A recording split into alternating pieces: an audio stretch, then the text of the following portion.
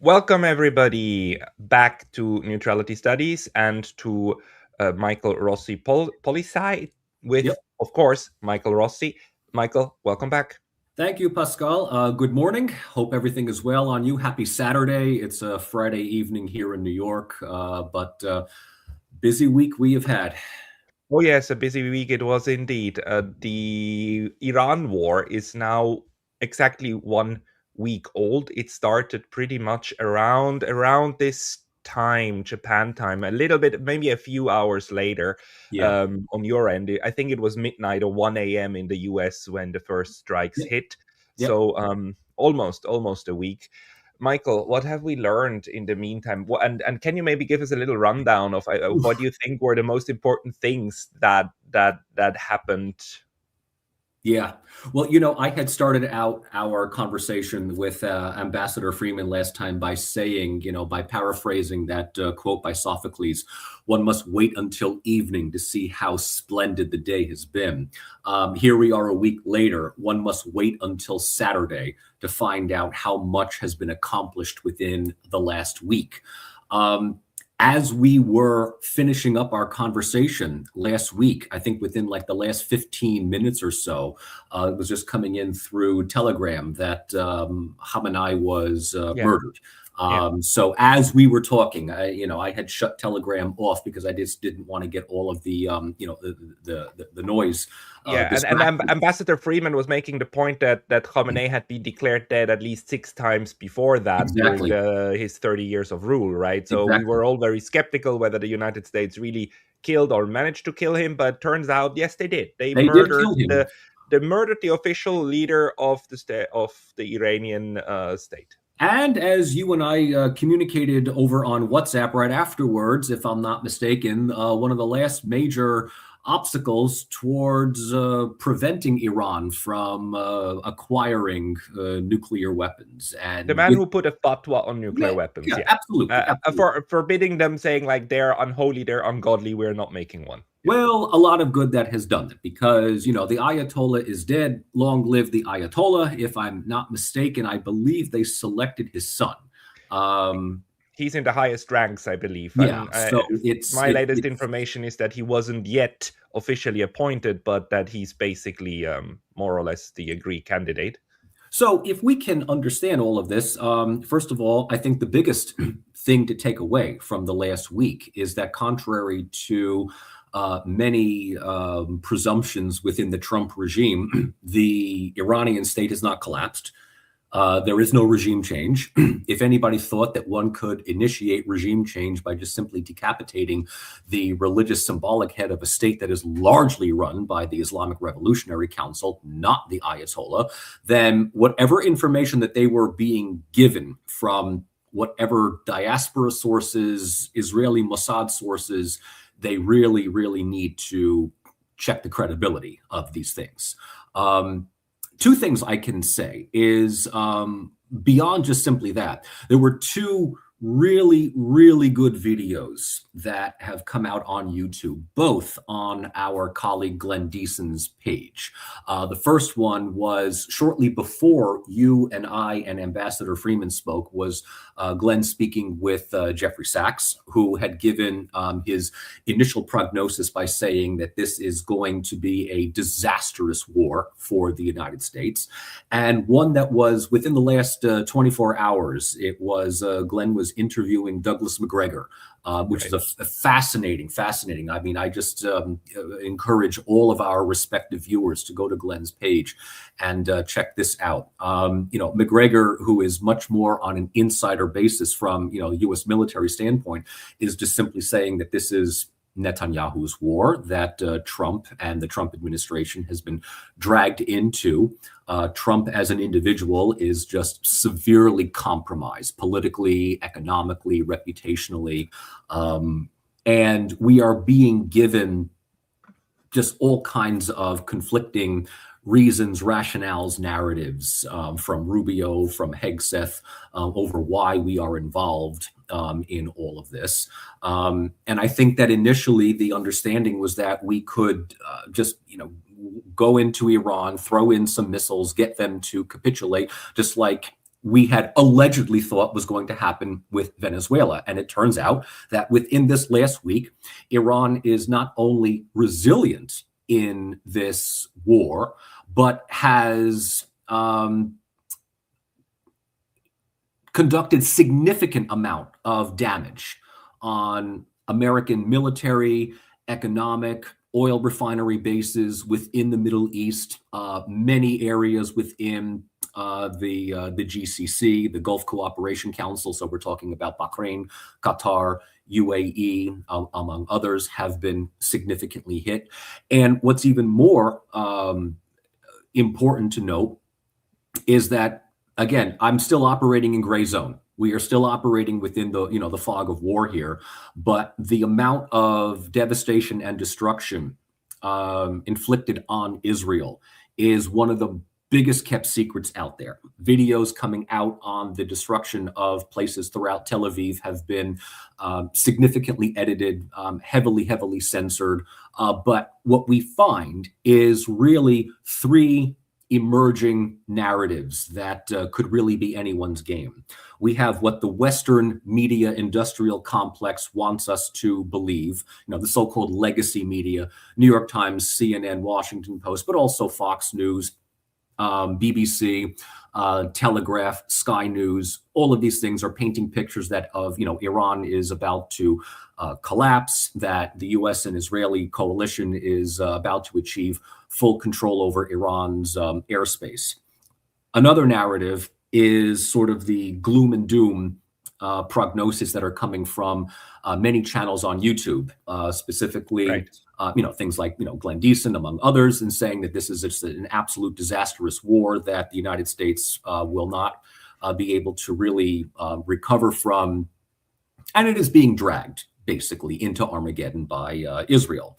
And then the third narrative is what we get from the various Telegram channels that, take them as you will, are a little bit more balanced in the sense that, all three sides are just inflicting heavy damage on each other. However, the thing to take away from all of this is that 1 week in, whatever victories that Trump or Netanyahu thought that they were going to achieve over Iran have now proven to be not reachable in a matter of days, but weeks, if not months. Right now, we're talking about months. Now we're talking about how this war might last until September or October. How convenient, just in time for the midterm elections. So that's basically the long and short of what I can see on my side. What about you? I actually, Pascal, you do this wonderful thing where you ask a lot of questions to people who are guests on your channel.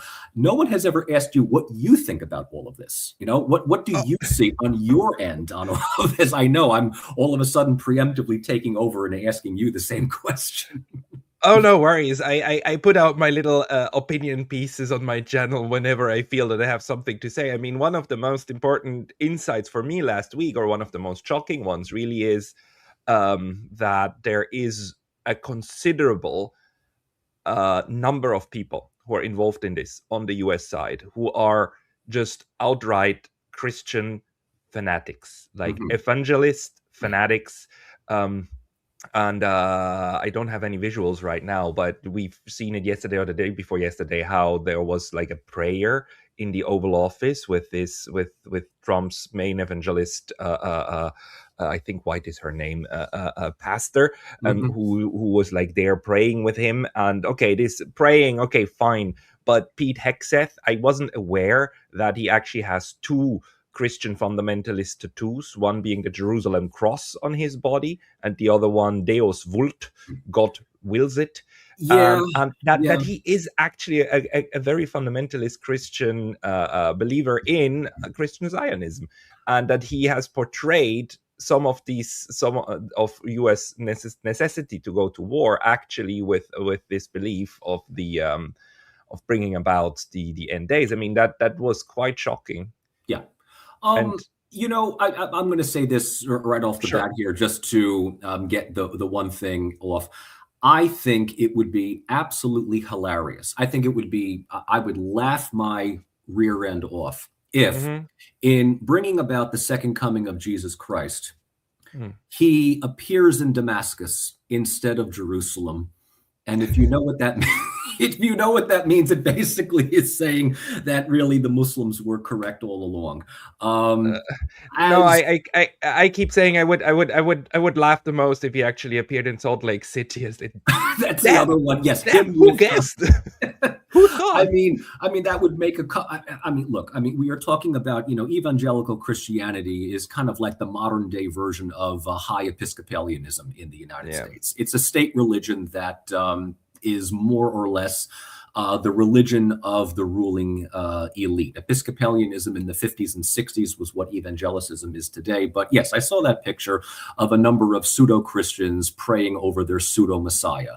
And I mean, it's just absolutely laughable. And, I say this, within the Lenten season as somebody who is a practicing Orthodox Christian, myself. And I mean, it's just, there are times where I really just now understand why we had gladiatorial games with Christians back in the day just to get rid of some of these annoying individuals. But I mean, it is something in which, yes, there's another thing that I think we can take away from this last week, and that is really a convergence of narratives that have been leading into this all out war.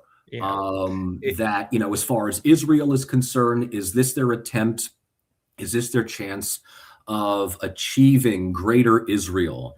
We already see that they have laid claim, like, their own version of Lebensraum, to yeah. vast areas of Lebanon and Syria, and coming soon, And Sinai.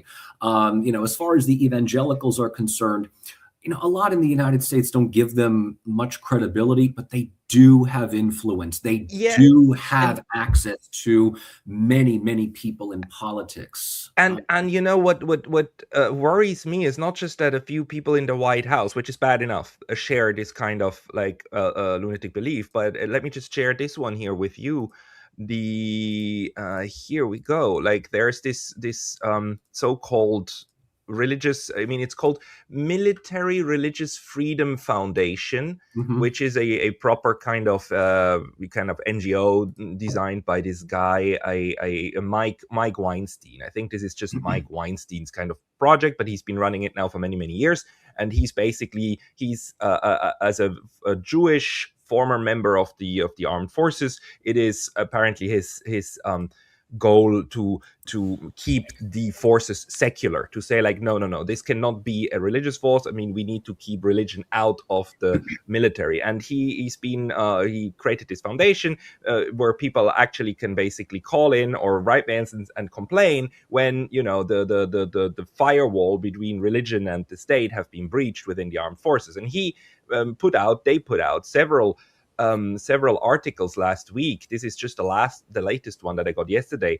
30 Democratic Congress members urge DoD Inspector General to investigate MRFF clients' complaints of commanders framing Iran war as an end times prophecy. mhm, That refers to another one that they put out the day before yesterday, or 2-3 days ago, saying that their organization, MRFF is their organization, has been inundated with complaints of gleeful commanders telling troops yeah, Iran war is part of God's divine plan to usher in the return of Jesus Christ. mhm, So it's not just the White House; it's actually in the U.S. military forces a good number of commanders or people and officers who share in this belief. And my point in the video that I made was that if this if this is believed by enough people, then the war is not anymore about rational aims, about nationalist goals, or just defeating Iran, a regime change. Then the war itself becomes a goal, right?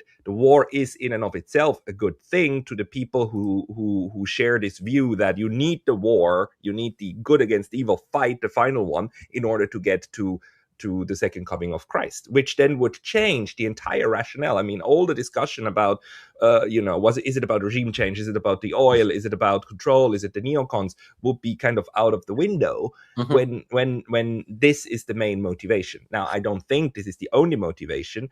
but it is a significant one, and it might actually have impact on the political decision making. Yeah. Ultimately, this is about what Netanyahu wants. I mean, at Yeah. the end of the day, this is Netanyahu's war.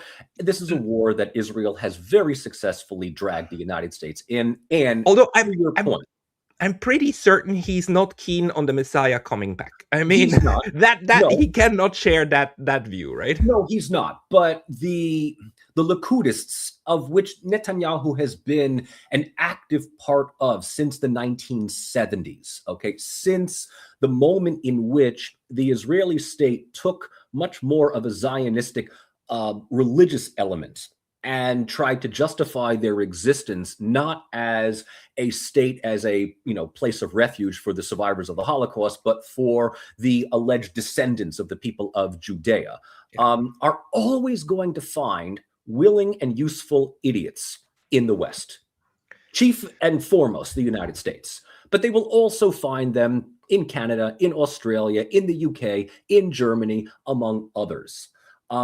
That's why I was saying this is really a convergence of a number of ideas and narratives. What we find, Pascal, and correct me if you think that I'm wrong on all of this, is that the narrative, at least the justification coming from the United States, has changed almost every 24 hours in this last week. Of course. The first was that Iran was going to preemptively attack.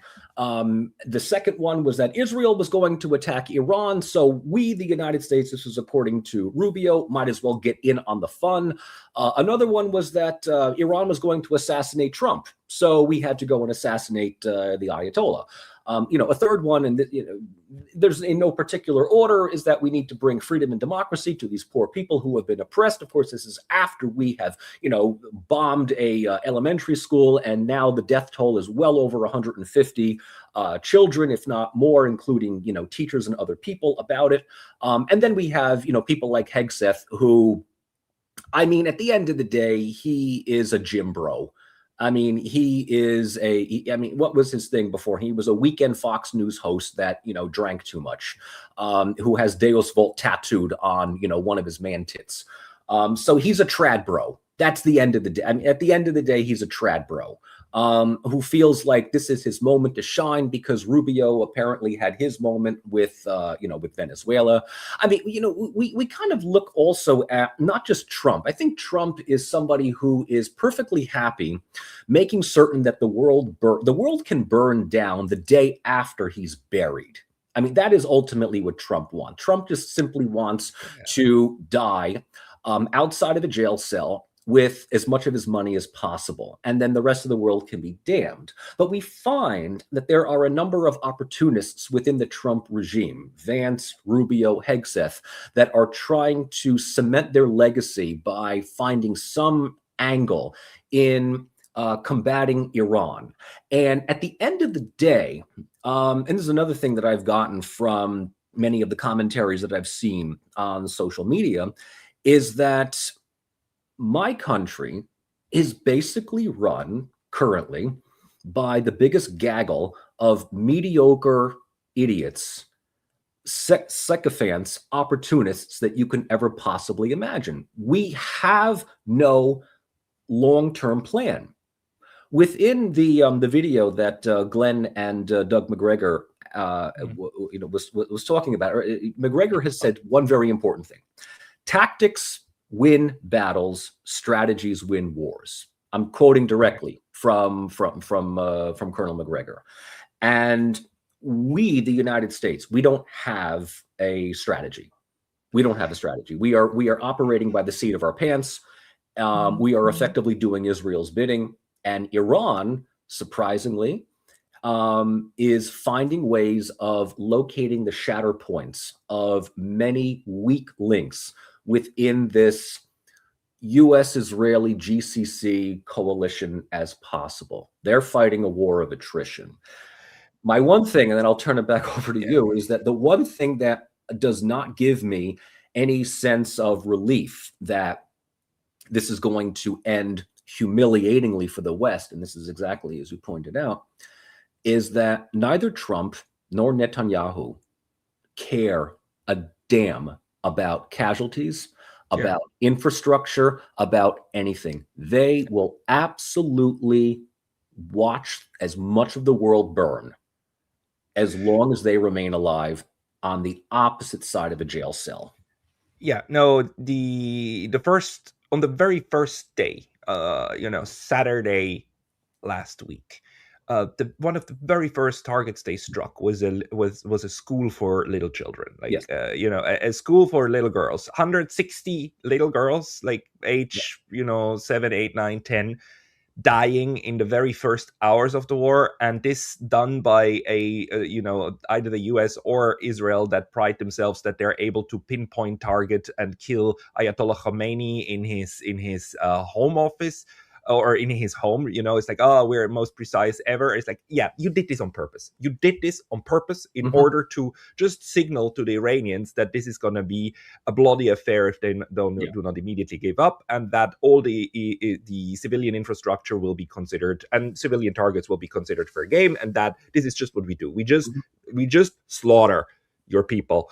Okay, we slaughter them the way that we slaughter people in the Second World War, right? With the fire bombings and so on. This is going to be the name of the game, and it is all justified. It is all justified in the name of fighting evil. And this is just where I also need to show you again this one here, which pisses me off a lot. It's the framing that we're seeing in this legacy media, right? For instance, here, foreign policy, right? Region on edge as Trump signals longer war. How the Gulf countries are responding to Iran's attacks, right? This is one of the Mhm. current narratives that we see a lot. Is like, oh no, Iran is attacking innocent Gulf states in order to spread the war. It's such a dumb narrative because it's obviously Iran attacks all of the infrastructure that the United States Yes. occupies in these Yes. places. But this is how it's being spun, especially in Europe. Especially in Europe, they're so noisy about Iran being like attacking like. Aggressively Gulf countries, when apparently the idea of these people is that Iran's self-defense should happen against maybe continental United States. I don't know. It's utterly ridiculous, but that's how they try Yes. to spin it. Also, that we now see these denials coming out. No, Israel did not compel the US to wage war on Iran, and subtitle of this one even better. It's a convenient argument that echoes an anti-Semitic trope. It's like, really? Mhm. Really? You're doing this? You're defending Iran here in foreign policy? And I must just say, foreign policy is for people like you and I who work in the foreign policy space. Used to be a very important Yeah, I was about to magazine. say. I was about to I, say. I published, I published an article in this about neutrality. It is not completely garbage. I mean, they still put out a couple of good things, right? Mhm. But it's just the narrative spin is quite tremendous. So, and I just want to show you one thing, and that's here in Germany. This guy here is called Armin Laschet. He was one of the leaders of the CDU, so of the currently ruling party. Was a first minister of the state of either Bavaria or North Rhine-Westphalia. I think North Rhine-Westphalia, and he's a very important guy, right? And he said in this show here, and in this very primetime German show where serious people discuss serious things, the war in Iran, he comes all out, says like Iran cannot defend itself behind cannot hide behind international law. International law doesn't apply to Iran because Iran has been breaking international law and has been breaking human rights law for the last 50 years. Therefore, it does not apply to it, and the West has every right and actually obligation to go and help change that regime. Right? Yeah. It's a pretty disgusting kind of approach, but this is now not only sayable. This is actually popular currently in a lot of not all of Europe, but a lot of Europe. Legacy media industrial complex, however way you want to call it. I mean, I published in Foreign Policy myself a couple of years ago when I had advocated for an enforcement of the Brussels agreement between Belgrade and Pristina over Kosovo, which remains still a frozen conflict. I brought this up last week when we were talking with Ambassador Freeman about within the first 24 hours, I think we could absolutely agree that one of the other major casualties of the war was the rules-based order, or the credibility of the rules-based order. Because if we're going to have countries like Germany, let's that one has been dead for a while, though. It has, but anybody that thought that it could be revived, and I have my own colleagues and people on YouTube that still defend it and talk about it, and I get it. I absolutely understand it. I really, really do. But ultimately, liberalism as an IR theory works if and only if the people creating the rules actually follow them themselves. And when they don't, when it becomes arbitrary, I mean, just reach for E.H. Carr's work, The 20 Years Crisis, which was which wrote about the 20-year period between the end of the First World War and the beginning of the Second World War, and just the utter incompetence of the League of Nations and the way in which the British and the French just literally threw the Czechoslovakian state under the bus for Hitler at Munich. You begin to realize that the rules-based order works when it doesn't involve the Joseph Borrell's garden within the European Union. I'm sort of glad that you brought up the Europe because there's really only one thing to talk about Europe within this last week, and it just reminds us how utterly irrelevant Europe is to either the Ukraine crisis, to what's happening in Iran. When we talk about Europe effectively saying that Iran aggressively attacked unprovoked all of these other countries, that they are adhering to a narrative that nobody believes in anymore. And this, I think, is also something that we should discuss. Not only here, but I believe that this is something that we really need to devote more time to, and that is the role of narrative, not just in media, but the way in which foreign policy is driven. Western media is absolutely replete with talking about how Iran is the aggressor, and the United States and Israel are responding to this. This is very much in line with embedded liberalism, IR liberalism, as well as constructivism, the way in which a state perceives another state to be. The thing is, Pascal, and I'm sure that you can agree with me on this, is that in the age of social media, in the age of alternative media, not legacy media, not state-controlled media, these narratives no longer hold saliency anymore. We can see what is happening behind the scenes. We can read what is being said behind the podium. We know what is being done. And that does not get the Iranian regime off. It doesn't excuse them for being what they are. But at the same time, nobody believes the United States. Nobody believes the Israeli narrative anymore either. And it's almost as if like the propaganda that is coming out is so amateurishly pathetic. I mentioned last week, they're lying. We know that they're lying. They know that we know that they are lying, but they just don't care. And what it really seems, and I think this is what has, sort of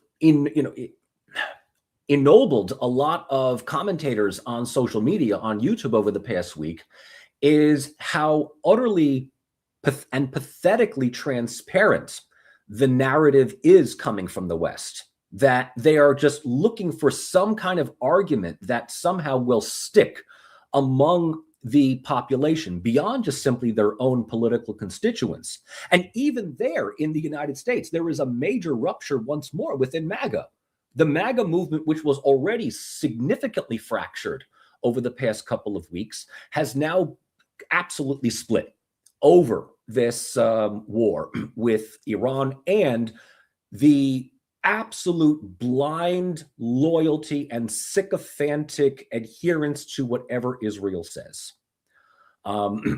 Trump had effectively disavowed Tucker Carlson as being, ever a member of MAGA. And I think that that's probably the best compliment that Tucker Carlson could ever have given. The more at this point that Trump, besmirches Tucker, the greater his credibility within the media grows. And it's not just him, but it's also people like Marjorie Taylor Greene, who I'm no fan of. But who would have thought, who would have had on their bingo card for 2026 that Marjorie Taylor Greene is more of the voice of reason than Marco Rubio or JD Vance for that month? And we're only, my friend, in year one of the I Trump know. administration. I don't know if we can afford another 3 years of this. No, but what we are seeing is actually that also on the conservative side, there are a couple of people who actually stick to their guns, who actually do not change their tune depending on who says or who does something. And Yeah. Marjorie Taylor Greene is one of them.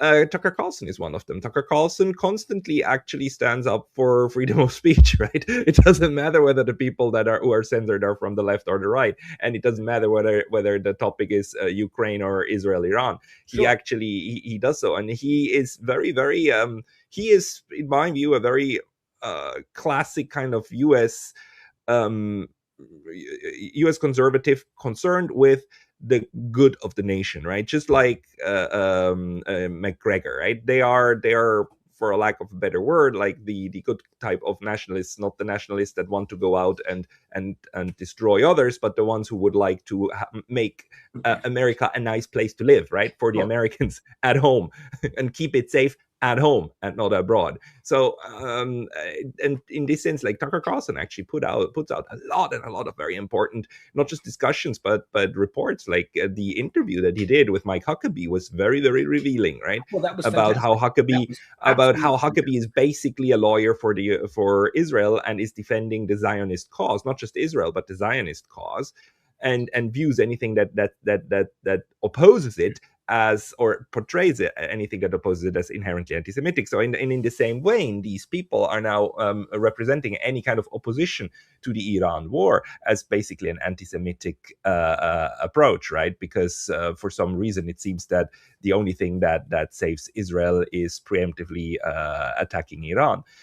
What surprises me is that, again, what you said, that this age of social media and so on has not yet led to greater protests. I know there are protests Yeah. in the United States, but we haven't seen anything massive yet. We also haven't seen anything massive in the United States, in Europe, because I remember I was in 2003 in high school in Switzerland, and we had a whole week where there were protests, even in my little city, in my little town of Fribourg, where students would not go to high school but go out on the street and protest. And while there is a considerable you know opposition to the Iran war, that's for sure, there is no mass movements yet, and we have people who call this out very strongly. One of them just published an article in my Substack, Michael von der Schulenburg. He wrote a fantastic essay, A Gateway to Hell: How the War Against Iran Will Harm the West, in which he actually says, like, look, this is going to come back to haunt us. Maybe not as bad as I'm depicting it on this AI generated little Paris on fire. Not that bad, but more in sense of ruins, right? It's Yeah. gonna the devastation that will come from being cut off from these hydrocarbons from the Middle East. The trade, the way that trade is going to be interrupted for potentially a very long time. And again, if the trade routes in the Middle East are impeded, and if the United States cannot get its hands on the right kind of crude, then even in the US will be forced to somehow restrict the export of its crude, and that will, over the long term, or not just the long term, over the short and medium term, lead to less hydrocarbons for the Europeans, and they just cut themselves off the oil and the gas from Russia, right? I mean, Yeah. Europe is now in a position where it will potentially lose all access to major sources of hydrocarbons, Mhm. and they still support that. And then they get angry that a drone actually struck a UK airbase in Cyprus, a member of the EU, right? I mean, this war is spreading. They are all blaming Iran for it, but everybody with eyes to see and ears to hear understands that this is the doing of the United States of Yeah. America, together with Israel. Who egged on who is maybe a question to be answered definitively in a couple of years from now. I think it's pretty clear that it was Netanyahu who egged on the U.S. president, but there are different views on that one. But the fact is, it's this coalition war of these two states that are in a very tight symbiosis, however, against Iran, right? And the Europeans now playing along, the NATO General Secretary coming out, Mark Rutte, and saying that there will be full support, right, for, as they frame it at the moment, defensive action. Like, we will help to all defensive action. The Europeans at the moment think that in a war of aggression that you still can have a defensive component, and that's how they try to sell it to the masses at the moment. And what surprises me is that there's no mass protests yet, because that's what we would need, in the same way that there were mass protests about Gaza. Although, I mean, Gaza was and is a genocide. The war against Iran, so far at least, hasn't reached that level yet, but it is pretty devastating. It's very bad. Well, I mean, what we can call, and I'm looking to see what we can call this. I've settled on the Persian Epsteinian Wars. That's probably a good way of looking at it. The Persian Epsteinian Wars. It basically is a country like Iran that has been grossly underestimated for its resilience and its preparedness. I think in many cases, the Trump and Netanyahu regimes had thought that by coaxing Iran into a negotiated settlement that they could effectively sucker punch the country and get them to, completely keel over. No. This is a country that has, first of all, learned its lesson, if there was any lesson to be learned from the 12-day war from last year, and that ultimately the people that really run the country is the Iranian Revolutionary Council, not some Ayatollah that speaks on behalf of, at least the religious element of the country. One thing I can say about Europe is that I feel that the public backlash against all of this will most likely manifest itself in Europe first, before the United States, for a couple of reasons. Number one, most of continental Europe operates on a parliamentary democratic system, which means that there is more than two political parties. The opportunity for there to be more of a voice within the political sphere, beyond your compromise Christian Dems and social Dems, is likely to manifest either in, most likely when it comes to Central Europe, more national populist parties like the Orbáns and the Ficos and the Babišes, in the Czech Republic. We may see, I'm not putting any money on this, but we may see certainly a crisis in Germany where AfD all of a sudden ends up with a plurality in the next parliamentary election. We may see Marine Le Pen's National Front Party. Again, don't quote me on any of this, but it does put a significant pressure on the centrist transatlantic parties to either form 3-4-way coalition governments to blackball these parties out, or to find some way around it, because many Europeans are coming to realize, look, the governments and the leadership may want one thing, but we are asking, why is this so important? In the same way that we find in many Arab countries, the Arab governments will march in lockstep with Washington and Tel Aviv. They have been absolutely vassalized. But the people are beginning to wonder why. When it comes to the United States, on the other hand, I have to just draw out my inner Leninist. This is the reason why I tell my students, you see, there's a reason why we don't do revolution anymore, because nobody reads Lenin. And that is, protest is one thing. Organized opposition, but that doesn't do anything other than just show people that you're upset with things, does not challenge the political leadership. There needs to be organized opposition, leadership, and actual mobilization within the electoral process. That's the reason why whenever there is something like this, and they come out in small elements, whether it's a Bernie Sanders or a Rashida Tlaib or a Zohran Mamdani, it scares the establishment. It absolutely scares. It scares an establishment that is basically still living within Cold War mentality. And that is both Republicans and Democrats.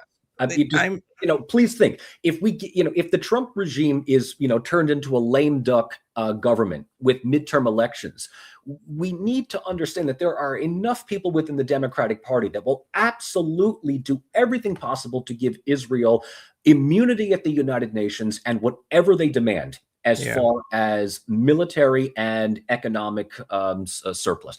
Israel will go bankrupt a week after the United States does. And It's we will just bankrupt ourselves in order to keep that state going. I'm not sure anymore whether these individuals, Mamdani, Rashida Tlaib or so, uh, whether even potentially they could have a proper impact, because what we've seen over the past, I'm sorry, like 40-50 years is just that whoever gets elected to office in the United States, at the end of the day, when push comes to shove and on very important topics, they all fall in line. They all fall in line, and like Yeah. exhibit number one is of course Donald Trump himself, running, like explicitly running against more forever wars, running against the war with Iran, running for an end of the Ukraine war. And not only did he not achieve it, he starts gleefully the new one, right? And then we read a post on Instagram by Kamala Harris saying, I oppose the Iran war, are very, very bad. It's like, come on. No, I mean, who in their right mind would believe that you wouldn't have done exactly the same or even worse? Absolutely. So in a sense, like, the US as a political system, the way that it is set up, also with this Guardian railroads, rail lines, right? The The uh, uh, gatekeepers. uh, the gatekeepers, the two parties, that then nominate people also for the presidency through an internal process with the primaries and so on. I mean, all of this is a filtering mechanism, and even if somebody slips through, let's say like Trump, there's a million ways or 7 ways till Sunday to bring them back in line, right? With various methods. I think I said that last week. I wouldn't be surprised if Donald Trump himself was actually physically threatened into doing this, because it seems so against his own interest with his MAGA base, right? Yeah. Because he built his MAGA base over years, and he did so successfully, and he did have at least on the surface a message of not using this kind of foreign bellicose foreign policy, and all of that is now out, right? It's never going to come back. But still, the sad conclusion then is that whatever the input into the system, the output is basically already determined. And I don't want to be fatalist here. Yeah. It's just, I wonder if the way that the political system works, if there's actually a real world impact these kind of individuals can have on the output of the system. Yeah, I absolutely agree. I mean, I don't want the viewers to think that people like Rashida Tlaib or Zohran Mamdani is suddenly going to be the next Lenin or Mao or Ho Chi Minh. No, I mean, absolutely not. There is an element of fatalism that I have been reaffirmed over the past couple of days as well, and I absolutely agree with you. But I do have a couple of things here I don't know whether this is going to make people optimistic and hope, or whether it's just, why bother getting up in the morning? Right now, as far as the assessments that have been said about U.S. Israeli capabilities versus Iran, whether it is McGregor, Professor Sachs, among others, right? They're all saying that this is an absolute disaster as far as the United States. The U.S. has lost a significant amount of resources and money in military bases, naval bases. These bases are up in flames. We will never be able to come back to the Middle East anytime soon. We've lost our credibility. All of this is predicated on the assumption that my country's leadership is rational and sane and will realize that this is a disaster, and they will cut their losses and leave. And that's Trump, not a given. It's no, it won't. No, it is not. No, it is not. And it is not just Trump. Getting rid of Trump is not going to all of a sudden make things better. Everybody in Trump's Führer bunker, for lack of better word, is in it to the end. They are either apocalyptics, they are absolute collapsing narcissists, they are opportunists who don't give a damn about the number of deaths. And by the way, right now we are promoting we're publishing only 4 deaths out of all of these strikes. We know that there is a lot more. We Yeah, and absolutely know that there's a lot more. And these 4 deaths are effectively being used by the Trump regime as a way of justifying the need to continue the war against Iran. A country, might I add, as I'm sure that you know, has been billed in the United States as public enemy number 1. yeah, There are just, we look at countries with adjectives. So as far as that's concerned, we are not going to just simply pack up and leave like a war of attrition.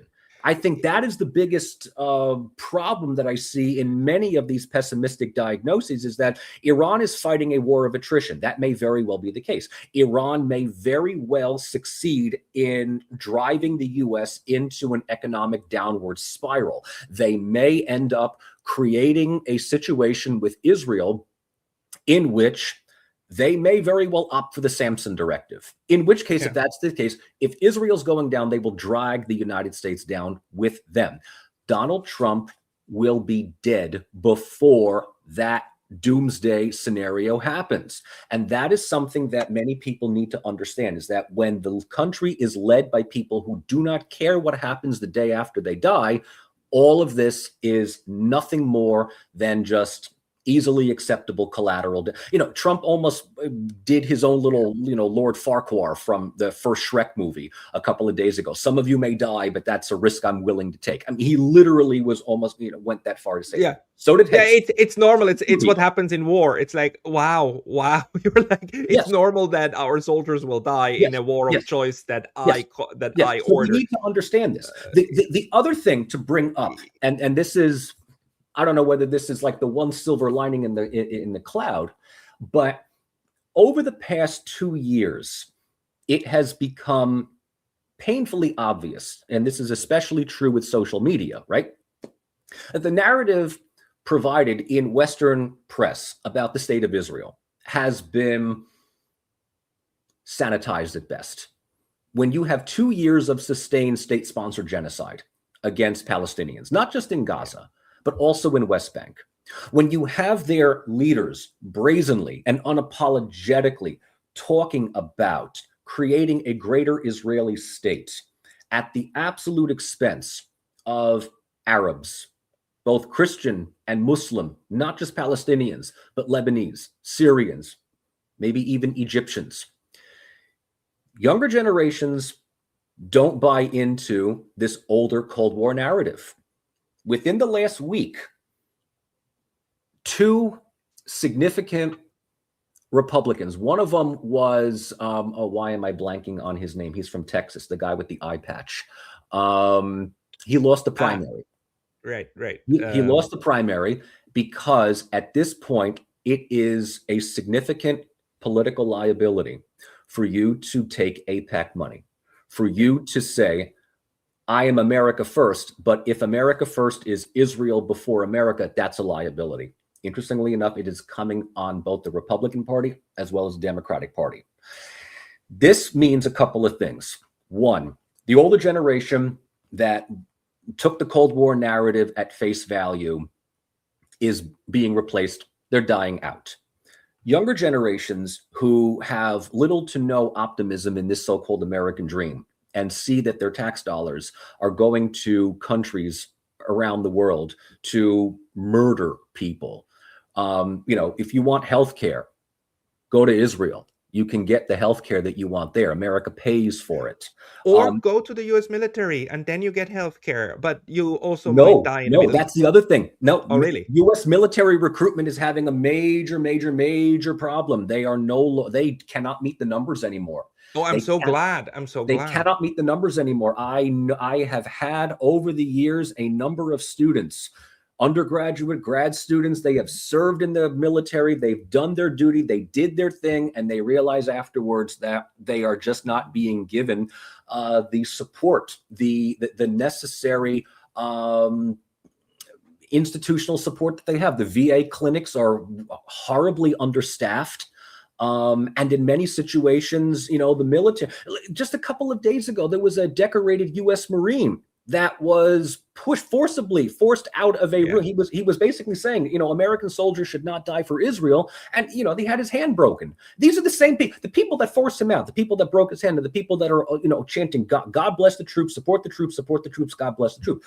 The troops are nothing more than a symbolic cardboard cutout. When you actually talk about them, when you actually talk to them and you realize what they go through afterwards. I had a student, this is what has come to my head. This is a long time ago. I had a student of mine many, many years ago. He served multiple rounds in Afghanistan. His job, if you can believe this, was driving a fortified Humvee at the beginning of a convoy. His job was literally to be the one to take the landmine hit. So the people Oh. behind him, and I looked at him at one point, and I remember this. I was sitting in office hours at one point. And I looked at him and I said, "How many times were you blown ass over elbow?" And he said, "So many times that by the third or fourth time, I started laughing as I was literally ass over elbow being, it's sort of like, this is what you're dealing with. This is what you're effectively dealing with." Look, I propose a new term for U.S. military personnel. Molar, meat of last resort. It's Yeah. the meat. It's the meat for the meat grinder that you use once the meat of the proxies has kind of dried up, right? Once you have no more Ukrainians to run and rush against the Russians, once you kind of ran out of proxies in the Middle East, right? I mean, right now, and maybe we need to mention this because right now the talk in the media is that the US is building up two fronts: the Kurds in the north, in one part of the north of Iran, I mean, in Yeah. Iraq. And the other ones is the Azerbaijanis. Apparently, Yes. the Azerbaijani army Yes. has been Yes. Yes. mobilized to the front. And wait, maybe we can actually quickly look at a map here, just in order to get to get an idea where that is, right? So, right, I mean, if both of them are true, and you have now a buildup of Kurds, probably somewhere around this area over here in northeastern Iraq, and Azerbaijan over here. So what we are looking at is a potential strategy of a second phase. And let me just say this: Donald Trump already made it clear that there are going to be several phases of this war, and the bombing campaign is just the first mellowing down and attrition of Iranian defense systems and taking out of military nodes. That's how they look at it. And then the second phase might very well be a ground invasion from these proxies. But once these proxies run out, or if these proxies are not able to do their job well enough, well, the next, you're gonna get to the meat of last resort, right? Yeah. And that's gonna be US troops. And then again, you got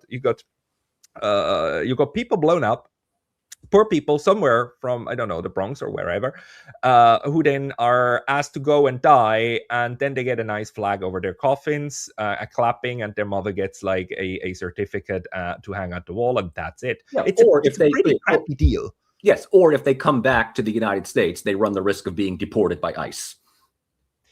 Yeah, deported by ICE, Um, or linger somewhere on a sidewalk with, like, only one leg and but begging for a this bit is of money. I mean, effectively something it's that really disgusting. But It's this is extreme. something that, let's say, social media, the non-legacy media, is now spreading, right? These ideas, this sentiment, which it's not that this is a new trend, but this is something that just was never reported on beforehand, is being disseminated. One thing I can say about Trump's decision to all of a sudden start putting together Kurdish or Azerbaijani forces, the Kurds to this point are not taking the bait.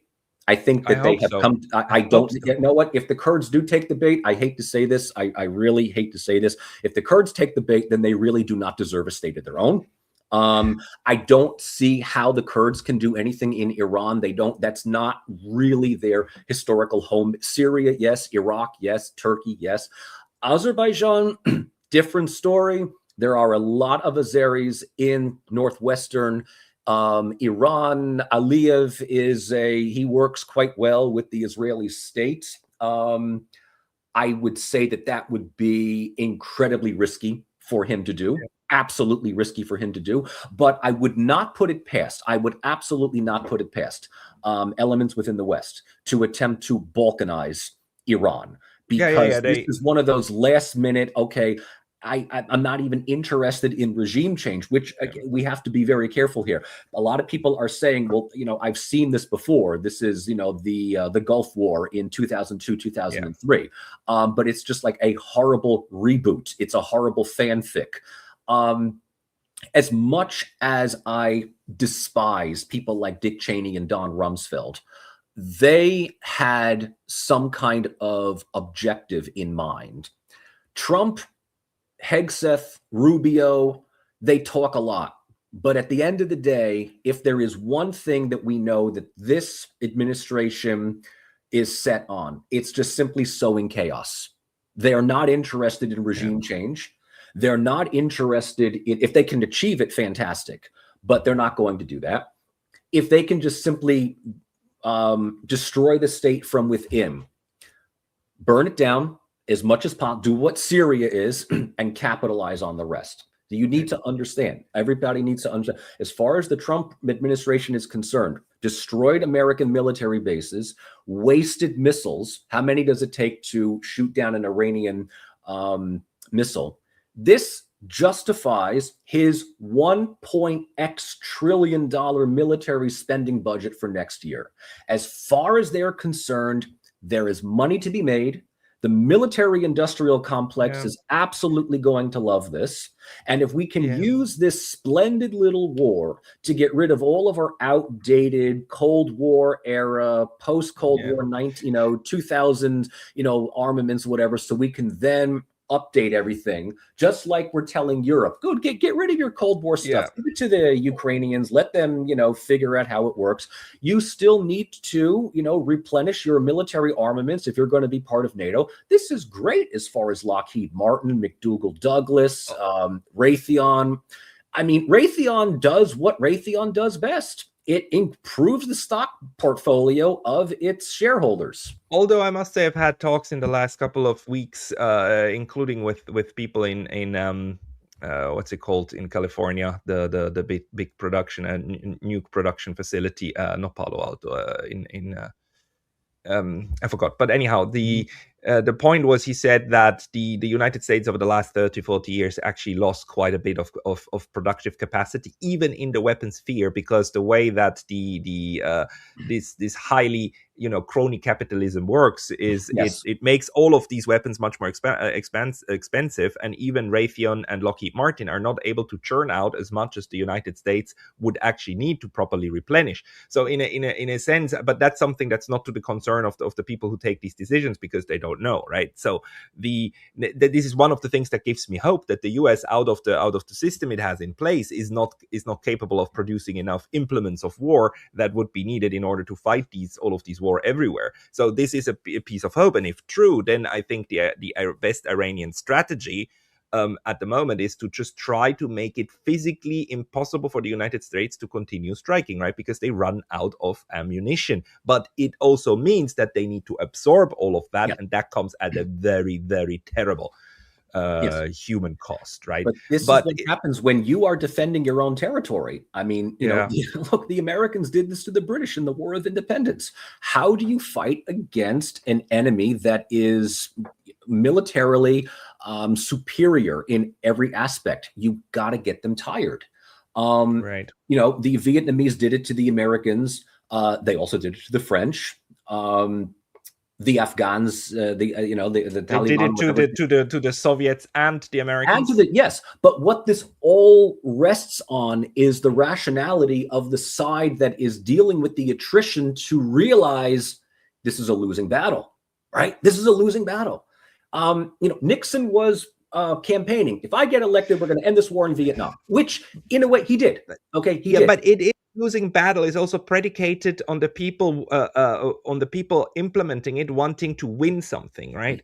If the Christian fanatics are there and they're just happy at the warfare and at the death and the destruction, then then we have a different level of problems, and I don't know how to actually approach that one. If, let's say, Iran, and there is no guarantee that this is going to happen because that window of opportunity closed last week. But let's just hypothetically envision that during these negotiated talks that proved to be absolutely nothing because Israel had decided that they were going to attack Iran anyway. But if these talks actually produce something, and the agreement was, hypothetically speaking, Iran is allowed to exist in its current form, its current government, whatever. It relinquishes any and all support, control, influence, financing over Hezbollah or any of these other paramilitary organizations in the Levant. It effectively allows Israel to exist. It turns its attention towards BRICS, towards Shanghai cooperation, towards One Belt, One Road. It is sort of a modus vivendi. This is something that Trump might have been, in his own way, might have accepted.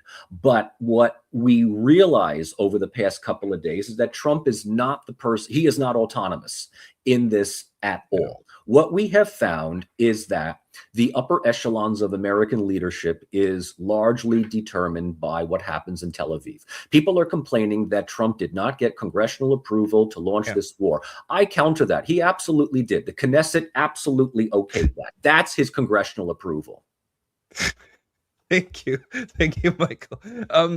It's just such a, the way the US Constitution is built, it's made exactly to kind of prevent such decisions of lone warriors to go to war, but then being able to just go circumvent it and just use this kind of might.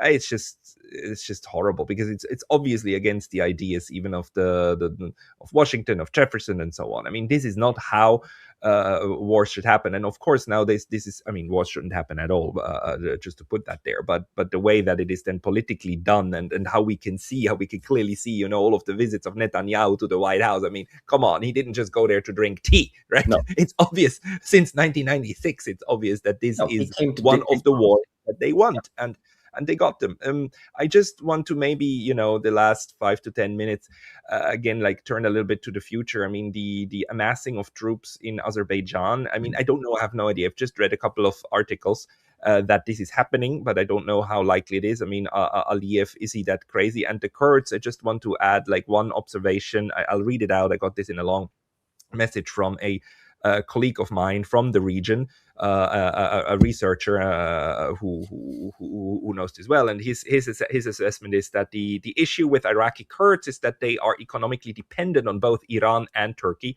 and neither of these countries would be happy if the US were to arm Iranian Kurdish groups. That would create enormous pressure on the Kurdish regional governments. And for everybody watching, the Kurds are dispersed among all of these different countries, including Syria, including Iraq, including a little bit in Iran, including are they in other places? I mean, this is Turkey, of course, right? They're in all of those. They're about 25 million. It's a huge group. It's a huge ethnic group, and it's an ethnic group that is not determined by religion. There's Christian Kurds, there's Muslim Kurds, there is they have other like religious denominations. There is the Kurds are really a fascinating kind of ethnic group. Even the word ethnic is kind of something that the researchers actually talk about. And then he goes on that now we are talking about Iran, which has a very large ground army, and IRGC, which already fought Kurdish insurgents in the 1980s and has since become far more institutionalized and better equipped. Any Kurdish mobilization in Iran would therefore be a very serious risk for both Iranian and Iraqi Kurdish actors. So he judges the Kurdish involvement as less likely, which is not to say that the CIA might not succeed in, deploying a couple of thousand Kurdish fighters to go in there and wreak havoc, right? That's already something very strong if you manage to get a couple of thousand people and then just run amok in these cities, because it would draw the Iranian forces into this kind of ground fight, which then the US might again use in an air campaign to bomb them and so on. So there might be several strategies, and especially if Azerbaijan gets involved. And can you tell me more? Do you know how powerful Azerbaijan is as a military? And let's say it got all of the US support it could ask for. The US tells it, don't worry, we will bomb them, and you just go in and you take city after city, and you go to some places like, the largest kind of Azerbaijani city, like here, Tabriz. This could be a main goal, right? To march down here, and the main ethnicity here is actually Azeri, so same as Azerbaijan, right? They speak a Turkic dialect and so on. Like that could be a goal in order to kind of start nipping away on Iran. How do you see this? I mean, it's possible. It is also something that, okay, let's start with the Kurds. We know for one thing, the Kurds do something outside of where they're supposed to be doing something, and Erdogan mobilizes the Turkish army. That there's just no question about that. If the Kurds, as I said, take the bait, and right now they're not, we hear some stories that they have already crossed into Iran. Good luck going against a country of 93 million people, especially in a country where you don't have any real historical positions in, aside from maybe a few border villages. So I'm not all that worried about the Kurdish contingency. The Azeri one, on the other hand, is something that if Aliyev does, this is not Nagorno-Karabakh. This is not Armenian separatists. This is Iran. And unless Azerbaijan is given support, carte blanche from Turkey, they're not going to do it. They won't. This is not something that they can afford to do. Quite honestly, they are already in a significant amount of debt to Turkey for taking back Karabakh. So as much as they like to think that this was a major victory a couple of years ago in reclaiming a part of their territory, they are not economically in a position to sustain a long, protracted war, especially if they're going to occupy territory in another country. Yeah, but I see a way in which the United States can sell this. How the US can sell this to a couple of thousand Kurds, and how it can sell it to Aliyev to say, like, just do it. Because at the end, it doesn't matter whether they win or not, right? The only thing that's important is that they wreak enough havoc to weaken Iran, right? Because it's also from the US side probably going to be a war of attrition, right? So just enlist more meat. Sure. Not meat of last resort, but meat of first choice, right? And then send in the meat and the dying and get the dying going. If you have no problem being part of the meat grinder, then have at it. Have at it. But I could be wrong. I mean, I could be very, very wrong, but I do not see this doing anything other than just simply creating havoc within Iran. Yeah, but that's the goal. I think that is the goal. If that's the goal, then what we have to really look at is that it's the beginning of March. As much as I hate to constantly say that all of this is determined by elections in my country, it is determined by elections. Trump really has, what are we now in March? Trump has what, 5 months, 6 months, 6 months left before the midterm elections, which could very well see him completely compromised within both the House and the Senate. This, of course, presupposes that the Democrats are going to do something other than do nothing. It remains to be seen. But it goes back to, I will acknowledge what you pointed out is what I had said before. Do not expect either Trump or Netanyahu to give up easily. They will not. They will pull out all stops, and they have absolutely no problem sending as many people to the slaughter as possible, simply to avoid dying in a jail cell. Yeah. No, that certainly won't happen. Good.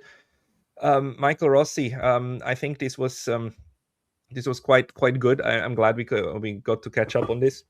We'll do this again in the near future. I mean, maybe on a weekly basis, but we'll see. I mean, to get some reviews going of what happened. I think it's worth. I mean, we need to observe this, and we need to figure out how to ruin the parade of the people who want this war. It's absolutely disgusting. If this ends with a total victory of the people who started this by choice, then I mean the future with Russia and China look pretty bleak to me. But if it stops here, we didn't bring that in. We didn't talk about what Russia and China are doing, what they're not doing, what they might do in all of this. There is always the idea that if it looks like Iran is about to collapse, Russia and China might mobilize. They cannot afford to lose Iran as a reliable partner. I would say, just before we go, before we go, there is, and I've done this before, right? A couple of books that I would absolutely recommend our viewers to look at. This is a bit outdated, but it is very much prescient today. Stephen Kinzer's Overthrow, which is a phenomenal study of American-led regime change, starting from the overthrow of the monarchy in Hawaii all the way up to the Second Gulf War in Iraq. Excellent book, very readable. Stephen Walt's The Hell of Good Intentions, America's Foreign Policy Elite, and the Decline of U.S. Primacy. Also very, very good. And this was very controversial when it came out. We did talk about it last week, but Mearsheimer and Walt's book, The Israeli Lobby, and U.S. Foreign Policy. And finally, one thing that I would also recommend viewers to do is look up this, relationship between unipolarism and multipolarism.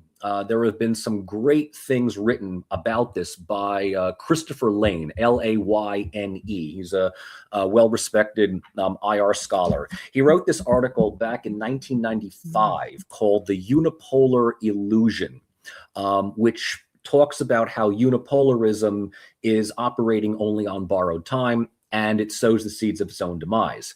Now, many would regard the world today as definitively multipolar, of which the United States would be a part of. There are members of the U.S. government, both Republican and Democrat, that are doing everything possible to make certain that we still remain unipolar or try to regain that. And it is only going to accelerate that decline. So with the assessments provided by Jeff Sachs, by Doug McGregor, by you and I, by others on YouTube this past week, all of this points to that the U.S. may succeed in a Pyrrhic victory, but it is going to be a disastrous victory indeed for the U.S. and for the Western powers. Happy March. Happy March, everybody. That was Michael Rossi, Poli-Sci. Subscribe to his channel and my channel too if you're watching it on his channel, because we're sharing the video. So, Michael, thank you for your time today. Looking forward to it next time, Pascal.